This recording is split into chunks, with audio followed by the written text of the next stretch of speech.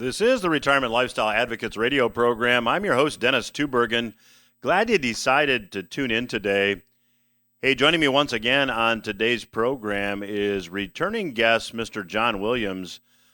John is an economist that tracks economic data using the methods that the government used to use, but have been changed over the years, or you might say manipulated over the years to make the reported data look better. So I'll be talking to John, and we'll talk to him about the real inflation rate in segments 2 and 3 of today's program. Today, however, in this segment, I want to talk about stocks.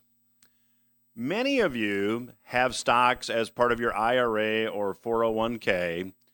And let me begin this segment by saying that I believe stocks are more extended, both looking at stocks from a fundamental perspective and a technical perspective, than I have seen them ever.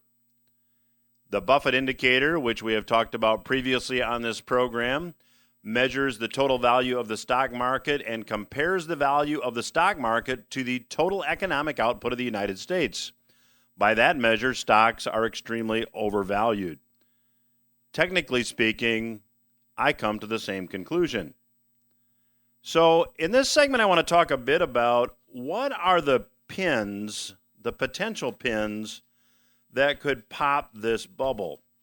You know, if you go back to the financial crisis, 2007, 2008, it was the subprime mortgage market and the failure of certain banks participating in the derivatives market to meet their obligations that was the pin that popped the bubble. Now, it's my strong conviction that we are going to see another correction at some point here in the relatively near future. And the question is, what is the pin that might pop the bubble this time? Well, in this segment, I want to briefly look at 3 that I think we should keep an eye on. And if you have not yet gotten a copy, by the way, of the revenue sourcing book that I wrote and released last year, you can get a complimentary copy by visiting the website, myrevenuesourcingbook.com. The book contains strategies for you to consider to protect yourself from a stock market bubble bursting. Again, the website, myrevenuesourcingbook.com. And if you just let me know where to send that book, I'd be glad to send you a complimentary copy. Now, many of you know that there are a number of states that have said no to the federal government's enhanced unemployment benefits.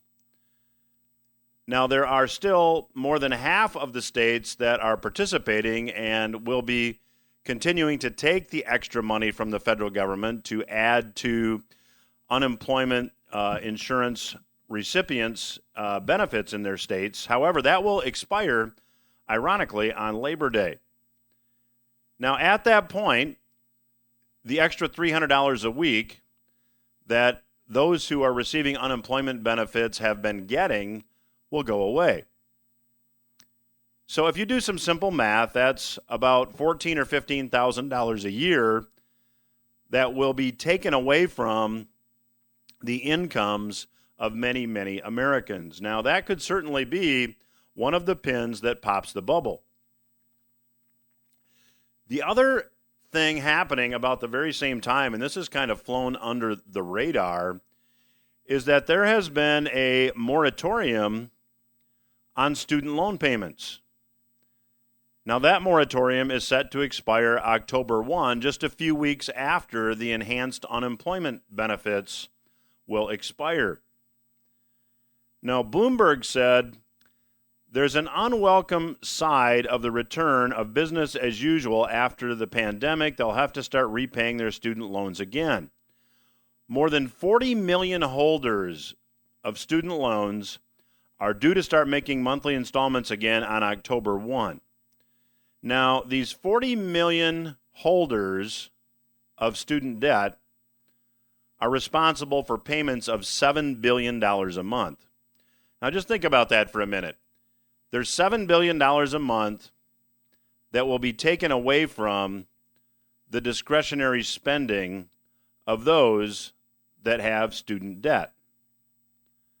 Now, that will certainly be a drag on the economy moving ahead. And the problem is that these loans weren't in great shape when the moratorium started. There's $1.7 trillion of student loan debt that exists presently, and about a third of that debt is unpaid. So a third of 1.7 trillion is over 500 billion. And if you take a look at the subprime mortgage problem that really helped pop the stock market bubble back in 2007, 2008, it was about the same size at 535 billion. So we have another looming issue here that's about the same size and could be the pin that pops the bubble. And if some of these student loan holders have been collecting enhanced unemployment benefits, which many likely have, it creates an even bigger problem since a lot of the jobs that have been created have not been high-paying jobs. They have been created in largely the hospitality sector. So we have the enhanced federal unemployment benefits set to go away. We have student loans requirement, the student loan payment requirement set to begin again on October 1. And at the end of this month, the eviction moratorium for renters expires.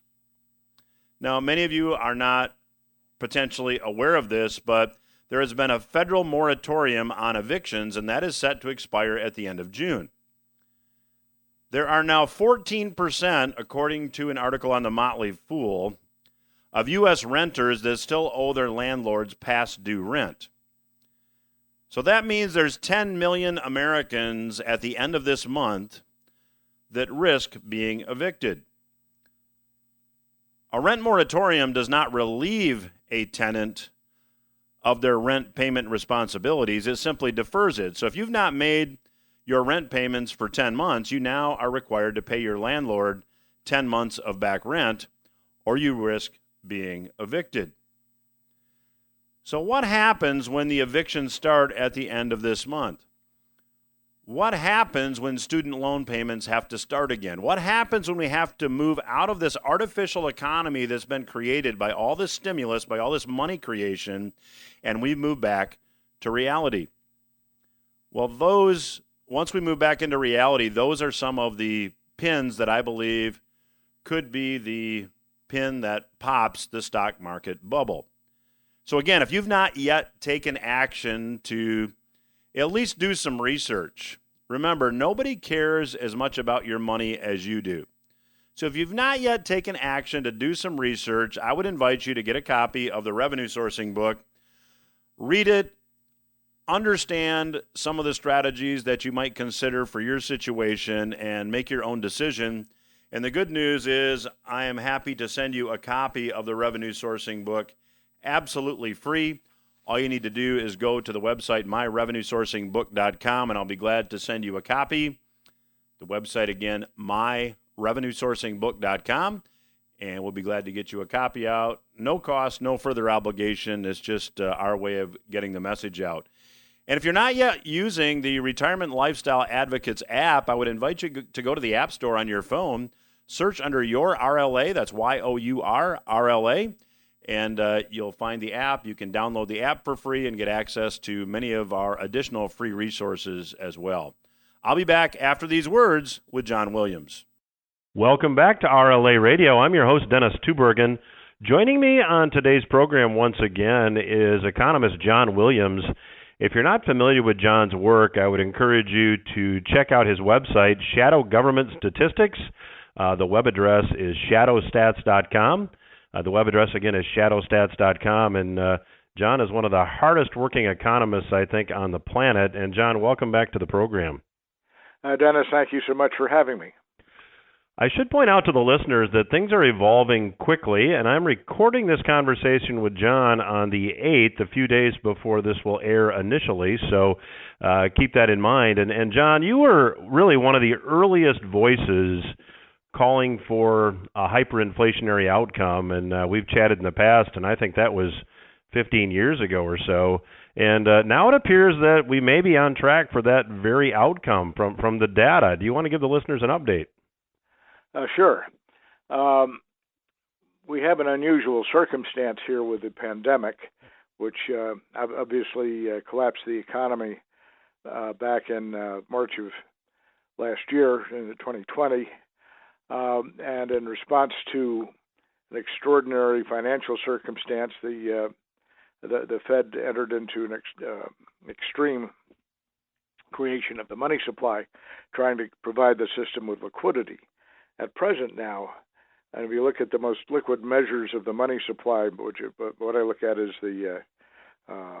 basically what used to be the original M1, the narrowest measure, which is cash and checking deposits. You're looking at something that's 75% higher than it was with a pre-pandemic trough in the money supply back in February of 2020. I use the pre-pandemic trough because we've passed the first anniversary here, and if we had such extreme movements after that, you look at a year-to-year change, you can get something misleading on either the economy or the inflation or interest rates. But if you look at where you were pre-pandemic, which is February, and where we are today, the narrowest measure of the money supply is up 75%, which is unprecedented, and it's increasing. And this was when you see money supply growth like that, you would normally expect inflation. And people tell you, well, if you want to have strong inflation, what you really need is a high velocity of money growth against a strong economy. The faster the money supply turns over in the economy, take the ratio of the GDP to the money supply, supposedly that'll give you higher inflation, and it will, along with a stronger economy. That's the basic monetary theory. But that generally doesn't give you hyperinflation. If you look at hyperinflation such as you had in the Weimar Republic of Germany or Zimbabwe, those are not in strong economies. In fact, we're looking at weak economies, and we have had here a collapsed economy along with this extraordinary money growth. And that tends to spike inflation and can give you hyperinflation because you don't have as strong an economy as you like, but you have a lot of cash, and the cash is circulating, trying to buy up in shortages and such. And we're getting anecdotal evidence from all sorts of clients. We're in the chemical industry or the construction industry. They're seeing extraordinary inflation, and their costs that they're getting passed along to the people they sell to, who in turn keep passing it along to the public. And none of these people are having any trouble passing along the price hike. So we already know there's so much higher inflation in the pipeline. Now, you look at the consumer price index, which is really understated against people's expectations, but on a consistent basis with the way it's been reported. Last month, it was up. Let's see. This is for April. You'll have May's numbers out. I gather by the time we go to air here. The month-to-month inflation last month in April was about 0.8%. Expectations for May will be in the range of 4 to 5%. But if you look at that on a year-over-year basis, that was say 3-4% in April, but that's going to be up around 8% in May. You haven't seen inflation like that since the early 1980s. John, can I jump in there just a second? Because sure. It's interesting that you mentioned the early 1980s, because it was, I believe, at that point that to subdue inflation, then Federal Reserve Chair Paul Volcker raised interest rates to very high levels, and now the Fed seems to be pursuing exactly the opposite response. They're putting the pedal to the metal and creating more currency. So that difference in approach, given the same situation, what is your forecast for, just say, year-end? Year-end? Oh, boy.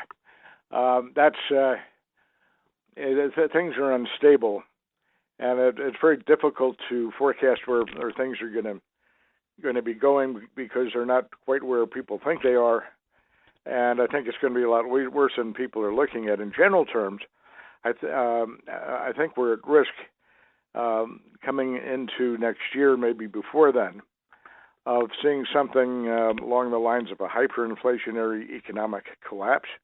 These are not usual times. We're not close to hyperinflation yet, but the Fed's pumping money supply in the way that would normally give it to you, and it's still picking up. There's some talk that maybe they're going to cut back, but they can't afford to. They're trying to keep the system afloat. It's a devil's choice, but the risk here is very high inflation, and that is when Volcker tightened up, he didn't have an economy that had been through an economic collapse. We had some difficult times there, but what you've seen with the headline GDP, you dropped. You saw a record drop. 30-40% annualized growth in the third quarter, I guess, third quarter of last year. Never seen anything like that. And now we're beginning to get back. But what we're finding, if you look at the headline numbers, that the collapse, the pandemic-driven collapse, was actually deeper than has been estimated by the government. They've never had particularly good numbers on it because it's difficult to survey people. And the recovery has not been as strong. Where you can see that right now, there are major economic series that go through annual benchmark revisions. They go back and correct them for misreportings of the past. Well, we just had downside revisions to industrial production put out by the Federal Reserve. And there you have levels were knocked down by 5 percentage points from where they were before the benchmark revision. So that the depths of the collapse were 5% below where they were before. But what the production curve shows now, which is that's something I've been talking about for a long time, but we didn't see it before because the Fed missed 2 years of benchmark revisions because the budget shut down, and they just didn't get around to it the next year. But the difference is that where you had a peak economic activity coming into the pandemic into the early part of 2000. What the production numbers show now is that actually the economy started to slow down in 2018, 2019. There was a peak there, so that the economy was actually slowing coming into the pandemic. Then you're hit with the pandemic that just collapsed things, so that the pandemic collapse was actually a little deeper than has been previously estimated, and it's got a ways still to fully recover because we're coming off a deeper bottom. There's still difficult times ahead. A very challenging time for the Federal Reserve and for the federal government in terms of appropriate monetary and fiscal policy. But nobody's been through anything quite like this before. They're doing their best. So, John, is there any way, in your view, is there any course of action the Fed could take, that policy makers could take, that would at this point, in your opinion, avoid a hyperinflationary outcome? Well, the Fed needs to cut back on its money supply growth. The problem is in doing that, it is also going to tighten up the domestic liquidity, and that can give you a worse financial collapse than you've had. Again, they're trying to balance things out. It's a difficult circumstance.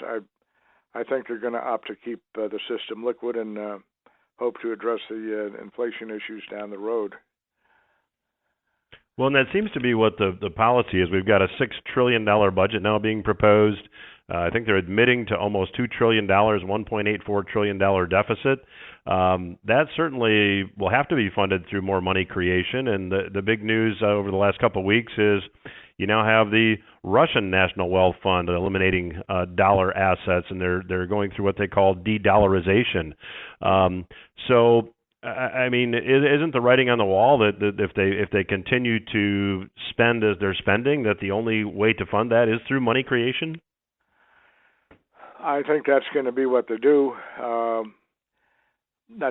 Really not too much in the way of options. Open a very bad circumstance. The protection for the individual is to hold some hard assets, physical hard assets, and very specifically, I'm talking about physical holdings of gold and silver, and just hold it and put it away, hang on to it. If the inflation comes, you'll be able to use that as it will tend to retain its value, its true purchasing power as a store of wealth, and can provide you with liquidity terms for an extremely difficult time. It's also not a bad idea if it looks like it's moving in that direction towards a hyperinflation to stock up on other things like canned goods and such. I talked with people who lived through the Weimar Republic, who did, and their children who did, and one thing was that acted as a good barter exchange item was canned food. And one fellow told me how his father had traded a shirt for a can of beans or something, and brought the canned food home. And rather than trading it for something else, decided to have it for the family dinner. And they opened it up, and the canned beans had gone bad. So even though it had taken on something of the monetary value, there's no guarantee in terms of what you get there. But the point is that the economy had gotten to functioning at a barter level because the currency itself was worthless, and you get into real hyperinflation here. You may have a barter circumstance in gold and silver. They're very broad fixed assets that will tend to maintain their value over time. They have for millennia. You can still buy the same amount of bread use the same amount of gold to buy bread today as you did in ancient Rome. But it's getting down to practical things like groceries and such. You need some lower denomination stuff, which is why, so silver bags of silver coins and such. You don't need anything that's got a great numismatic value. Basically, the precious metal value is is a key item there, and the silver helps you with the smaller items, where gold would help you with the larger items. Well, John, we're coming up on a break here. We're going to have to leave it there. Our guest today is Mr. John Williams. His website is shadowstats.com. I would encourage you to check out John's work there. Again, the website is shadowstats.com. I'll be back after these words and continue my conversation with Mr. John Williams. I am Dennis Tubbergen. You're listening to RLA Radio. My guest today is Mr. John Williams. John has the website shadowstats.com. It's actually Shadow Government Statistics, but the website is shadowstats.com. And John, I think the story about what you do at ShadowStats is worthy of explaining it to the listeners for those that may not be familiar with your work. I don't think anybody would argue with the fact that a lot of the economic data that's reported by the government isn't very accurate, which might be a good segue into explaining what your work is all about. Sure. Well, I'm an economist by trade. I used to import chainsaws from West Germany. It's a family business, but I was trained as an economist, and we, because of the dollar, got out of the saw business, and I started my own economic forecasting firm. The way many people did, I built econometric models to try and predict how the economy was going, where it would be going. But in order to predict things, you have to have leading indicators. And if you've got good leading indicators, then there's a certain period of time that you can forecast based on those. what I found was that my competition basically was using these models to predict that for a couple of years, but they had no underlying basis that had that kind of a lead time, so that the forecasts were really no better than the standard guesses that people made. And as I got into the numbers, I got to know the numbers very well and the people who produced them in Washington. And I developed a series of models that would predict the economy out for 6 to 9 months, which is about as far as you can go with the headline numbers. And that was working pretty well. And then all of a sudden, the government started to change the way it was reporting its numbers. Key item, the inflation, consumer price index. What happened there, and I've been around. I'm talking early '80s. That I was involved in things here, but looking at things even back in the '70s, when Nixon abandoned the gold standard. Up to that point in time, gold and U.S. inflation generally moved together, and gold was effectively tied to the dollar, and there was always variation, but things were reasonably stable. Nixon abandoned the dollar, and as that happened, you began to see that inflation began creeping higher, and gold prices actually started moving higher as well. Gold tends to actually lead inflation. But by the time you got into the early 80s, inflation was higher than it had been in some time, and it made some of the politicians uncomfortable because they had cost of living adjustments in terms of what needed to be paid on Social Security and such, and because of higher inflation, you had higher cost of living adjustments. So they, rather than treat things honestly and just pay people higher amounts with the higher cost of living, they decided to change the way they calculate the CPI. First thing they did was, first big change was to change the way housing is reflected in the consumer price index. The way it was reflected used to part of the cost there included the cost of buying a new home, because there are some people who would, in the regular process of things, would be buying a new home, and they just eliminated that and replaced it with the concept of what they called homeowners equivalent rent. The government would determine what the average homeowner would rent his house to himself for, and then would figure out each month how much the average homeowner would increase the rent to himself each month. And that became the measure there, which was completely bogus. It's just an imaginary number. But the effect was it knocked roughly 1.5 percentage points off the year-to-year change in the CPI. Now, where last year we had a CPI that was up 1.5% officially, you could add back on 1.5%, make that 3%, just because of that one change. But this went on for years, and they made it change a number of things. The aggregate differential is about 7 percentage points, so that when they're looking at, I think maybe I'm guessing at this. My memory's not as good as it should be, but I think the cost of living index for last year was maybe 1.9%, somewhere between 1.5% and 1.9%. My estimate was up around 9%. That had they left all the inflation numbers in place and not played games with them, that's what you would have seen.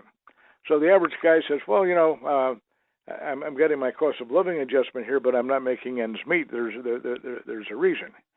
So I publish alternative measures of inflation, unemployment as it used to be measured, broad measure, which included discouraged workers. When I'm talking about discouraged workers, these are people who would like to work but cannot find a job. And the discouraged workers that are counted in today's numbers are only for people who've been discouraged for less than a year.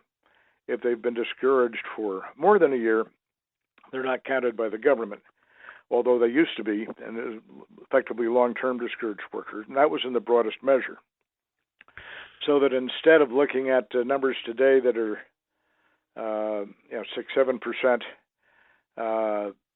You're up around 22-23%, the way it used to be measured in the broadest measure. So the economy is weaker, inflation is stronger, and you get into the economic statistics like the GDP. That's not a good number in terms of quality. One benefit from the government standpoint of using understated inflation is that most of the statistics, the government statistics like retail sales, although they get published as nominal terms before inflation adjustment, people like to look at them net of inflation. If you take a government statistic and you deflate it by inflation, put it in real terms, the higher the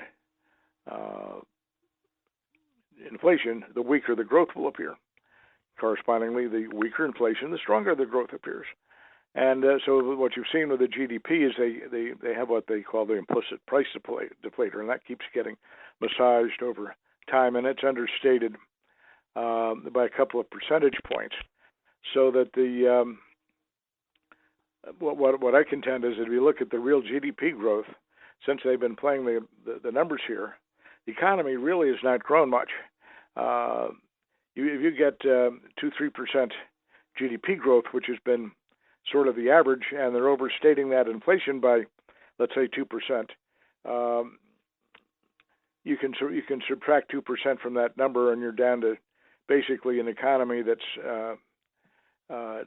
not been booming as the average guy has seen it, which is you've seen sentiment surveys and things like that tend to confirm that. So that I can tell you that in terms of underlying reality, your common experience is probably the best guide. If you think the inflation's higher than the government's reporting, or that you're experiencing higher inflation than the government's reporting, you're right on the mark. If you think more people are unemployed than the government's reporting, yep, you got it. And if you think the GDP is, this last year's just been real crazy with the pandemic disruptions, but if you think the GDP generally is bumming along at a rate that you don't see locally, you've got a pretty good sense of things. So, John, we've got just a couple minutes left here. So, essentially, what you're saying is we've got a contracting economy, we've got rising inflation, and we've got super high unemployment.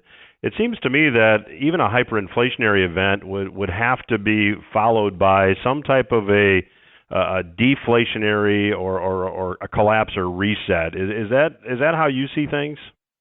Well, hyperinflation, almost by definition, will give you a collapse and reset, because the currency becomes worthless, the paper currency. When you in Zimbabwe, and Zimbabwe's an interesting circumstance because they probably had the highest hyperinflation anyone's ever seen. They got to the point of printing $100 trillion notes. If we had the inflation that they had, the U.S. could pay off all its debts for less than a penny. What enabled them to let it get so far out of control was they had a black market in U.S. dollars. So that as soon as you got your Zimbabwe dollar, you went to the black market and you exchanged it for dollars. And so they really continued functioning with the U.S. dollar, but in the process, the inflation got higher and higher and out of control. It got so bad with those notes. There was a border station with South Africa, and there's a restroom there, and somebody took a famous sign that indicated that they only wanted people to to use toilet paper and no newspapers and no Zimbabwe dollars. That's where you can go here, and it's when we. But I think we don't get as far as Zimbabwe did, but we'll get to a point where effectively the dollar as we know it is worthless, and then you have to have a reset, and you have to have a reorganization of the currency, the economy. This is not a circumstance that evolves into a happy solution. There has to be some kind of a reset. Well, my guest today is Mr. John Williams. His website is shadowstats.com. The website, again, is shadowstats.com. I'd encourage you to check out his work. I look at his work all the time. Would encourage you to do the same. John, always a pleasure to have you on the program, and thank you for joining us today. Thank you again for having me, Dennis. We'll return after these words. Welcome back to RLA Radio. I'm your host, Dennis Tubbergen, and thanks again to my special guest, Mr. John Williams of Shadow Stats, for joining me today. You know, if you're just joining me, this month I'm making available on a complimentary basis a copy of my best-selling book from last year titled Revenue Sourcing. If you'd like to get a complimentary copy, all you have to do is go to the website myrevenuesourcingbook.com. The Revenue Sourcing book is a retirement planning strategy for the post-pandemic economy. And we've been talking today a lot about inflation, and there are some strategies in that book for you to consider to help you protect yourself and your portfolio and your retirement dreams against the threat of inflation. Because as we'll talk about in this segment, and as I talked about in the last segment with Mr. John Williams, inflation is certainly here. Now, Janet Yellen, who is the Treasury Secretary, maybe some of you saw this, contradicted the recently released budget. So just in case this is a new story to you, a couple weeks ago when Biden released his $6 trillion budget, it was noted in the budget that the projected inflation rate for 2021 and 2022 was 2.1%. Now, for those of you that have been to the grocery store or the lumber company or been out shopping for a used car, it's hard to believe that 2.1% is even close to reality. Well, last weekend, when Janet Yellen, the Treasury Secretary, addressed the press after the G7 meeting in London, she contradicted the Biden budget, stating that inflation could climb as high as 3% this year. So almost a 50% increase in the official reported inflation rate, which, as we talked about with John Williams in the last segment, is very much manipulated. So why is she coming out and saying we could go as high as 3% this year? Well, I'll go back to my prior statement, because we all know that 2.1% is not even close to reality. Now, if you take a look at what's really happening out there, and I have the privilege of working with clients that are in business, and I've had recent conversations with a restaurant owner and with a manufacturing company owner, and across the board, wholesale costs are going up. I've seen reports and actual invoices of food costs going up 60 to 100% in the last 6 months. Similar price increases on manufacturing materials. And of course, whenever you see inflation at that level, then you have restaurant owners and manufacturers that pass those costs on to consumers. Now, Janet Yellen evidently anticipated that she would be questioned about inflation, so she came out and really followed the old playbook that the best defense is a strong offense. And here's what she said. She said, and yes, she said this, even though inflation is now at the highest level since Paul Volcker raised rates to 20%, and the U.S. is about to issue another $3 trillion or so in debt just to fund existing stimulus programs, she said that Joe Biden should push forward with his $4 trillion spending plans, even if they trigger inflation that persists into next year and there are higher interest rates.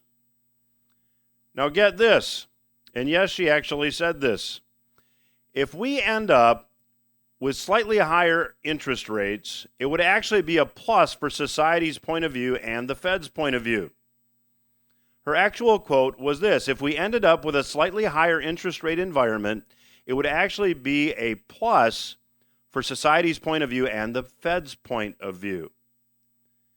Now, I don't know how higher inflation and higher interest rates could actually be a plus for anyone listening to this broadcast today, but that's what Ms. Yellen would like us to believe. Now, Yellen did say this at her press conference, and I'm quoting, "We're seeing inflation, but I don't believe it's permanent. We, at least on a year-over-year basis, will continue, I believe, through the rest of the year to see higher inflation rates." Yet she hedged her bet. She said, quote, "I don't want to say this is mind absolutely made up and closed. We'll watch this very carefully, keep an eye on it, and try to address issues that arise if it turns out to be necessary." She said that personally she believes, quote, "this represents transitory factors," and that, quote, "policy should look past such factors."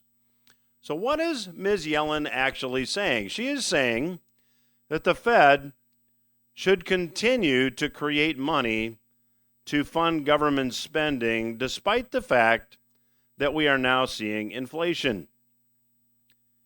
Now, the fact that Janet Yellen, who incidentally used to be the chair of the Federal Reserve, and Jerome Powell, the current chair of the Federal Reserve, are using the term transitory to describe inflation, I find it to be, in maybe a sadistic sort of way, funny. See, all inflation is transitory or temporary because it can't continue forever. At some point, you have to see inflation stop because the market will react. Now, the Fed has said that they intend to continue money creation at a rate of about $120 billion per month. And they're not going to cut back until, according to the Fed, there is substantial further progress on inflation and employment. Now, I'm not sure exactly what that means. I don't know how much higher inflation has to go to make the Fed happy. But there is one thing that is apparent to me. We're now at a point where government handouts and weekly unemployment benefits are distorting the picture dramatically, and the job market is growing far below expectations. And continuing the same policies will only further distort that picture. Now, Yellen said that she's really not worried because she has the utmost level of confidence in the policymakers. She said, quote, "I know that they're very good. I don't believe they're going to screw it up." I am not as confident. Now, if you haven't yet taken steps to explore what I have been talking about for the last 10 years, the two-bucket approach, I'd like to invite you to get a copy of the revenue sourcing book, which talks about how do you protect your retirement nest egg from looming inflation and then ultimately the reset should it occur, as I talked about with John Williams today. You can go to the website, myrevenuesourcingbook.com, and let me know where to mail you a complimentary copy of that book, and I would be glad to do so. The website, again, myrevenuesourcingbook.com.